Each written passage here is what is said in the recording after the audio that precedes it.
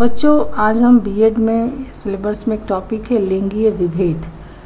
इसके पहले हमने देखा जेंडर क्या है, जेंडर की परिभाषा। अब हम यहाँ पर देखते हैं दूसरा एक टॉपिक है लिंगीय विभेद। तो लिंगीय विभेद का अर्थ व उसके कारण हम समझेंगे। Meanings of gender bias. लिंगीय विभेद क्या है? तो लिंगीय विभेद हम समझेंगे कि लिंगीय विभेद से तात्पर्य है बालक तथा बालिकाओं के मध्य व्याप्त लैंगिक असमानता। जैसे कि उसके नाम से ही पता चल रहा है कि लिंगीय विभेद यानी लिंगों में किया जाने वाला भेदभाव, यानी बालक तथा बालिकाओं में उनके लिंग के आधार पर भेद करना ही लिंगीय विभेद कहलाता है। तो ये है लिंगीय विभेद। हम इसके आगे देखते हैं कि लिंगीय विभेद के कारण कौन कौन से हैं। तो यहाँ पर बच्चों हमने बहुत ही सरल कारणों को लिया है कि जो आप 2-3 बार आप इसे सुनेंगे तो आसानी से रन हो जाएगा। सबसे पहला है मान्यताएं तथा परंपराएं।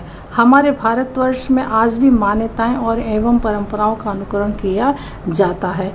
अब मान्यता तथा परंपरा के अंतर्गत अगर हम लिंगीय विभेद को समझे तो ऐसा कहा जाता है कि श्राद्ध और पिंडादि कार्य पुत्र के हाथ से संपन्न कराने की मान्यताएं हैं, या फिर दूसरी ये भी मान्यता है कि पुत्र को ही अधिकार है चिता को मुखाग्नि देने का।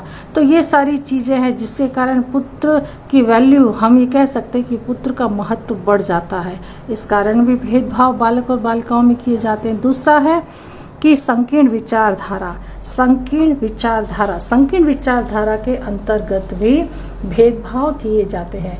जैसे कि संकीर्ण विचारधारा है कि लड़के ही माता पिता के बुढ़ापे का सहारा बनेंगे, वंश चलाएंगे, उन्हें पढ़ा लिखा कर घर की उन्नति होगी।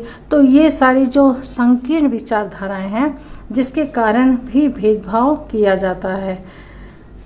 दूसरी चीज़ है, इसके आगे का पॉइंट्स हम देखते हैं, जागरूकता का अभाव। तो कहीं न कहीं लिंगीय विभेद के कारण है जिसमें एक है जागरूकता का अभाव। जागरूकता के अभाव के कारण लोगों तक जागरूकता का अभाव है जिसके कारण भी बालिकाएं और बालिकाओं में अंतर किया जाता है और जिसके कारण भेदभाव देखने को मिलता है। इसके पश्चात का टॉपिक से अशिक्षा, यानी कि लैंगिक विभेद में अशिक्षा की भी महत्वपूर्ण भूमिका है। हम इसे नकार नहीं सकते हैं क्योंकि अशिक्षित व्यक्ति जो होता है परिवार तथा समाज में चले आ रहे मिथक यानी कि गलत और अंधविश्वासों पर ही लोग कायम रहते हैं और बिना सोचे समझे उनका पालन करते हैं। तो इन सब के कारण भी लिंगी की जो असमानताएं हैं, जो लिंगीय विभेद हैं, ये कारण अशिक्षा भी है। इसके आगे हम देखते हैं, नेक्स्ट है आर्थिक तंगी। इसके आगे हम देखते हैं आर्थिक तंगी से पहले हम देखें कि बेटा जागरूकता का अभाव, यानी कि जागरूकता का अभाव भी एक महत्वपूर्ण कारण है कि लोगों में जागरूकता का अभाव है जिसके कारण भी लिंगीय भेदभाव जो है वो समाज में देखने को मिलते हैं। इसके आगे हम देखते हैं आर्थिक तंगी। इसके पहले हमने अशिक्षा समझा है, अब हम देखें आर्थिक तंगी।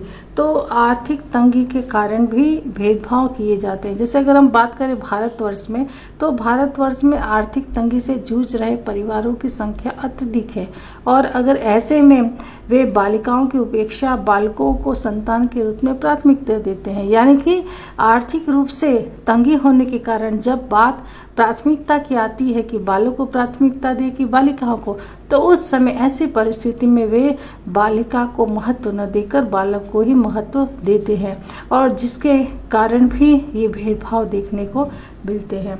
इसके आगे का एक कारण है सामाजिक कुप्रथाएं। बहुत हद तक बच्चों सामाजिक कुप्रथाएं भी लिंगीय विभेद के कारण का जिम्मेदार है, क्योंकि सामाजिक कुप्रथाएं जैसे कि बाकी सारी कुप्रथाएं तो लगभग समाप्त सी हो चुकी है, लेकिन आज फिर भी एक बहुत बड़ी सामाजिक कुप्रथा है जो लोगों के सामने एक बहुत बड़ी चुनौती बनी, जो है दहेज प्रथा।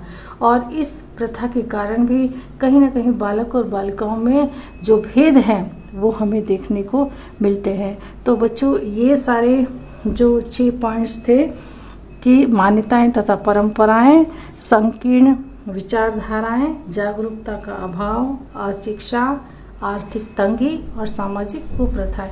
ये सारी चीज़ें भी लिंगी विभेद के कारण हैं।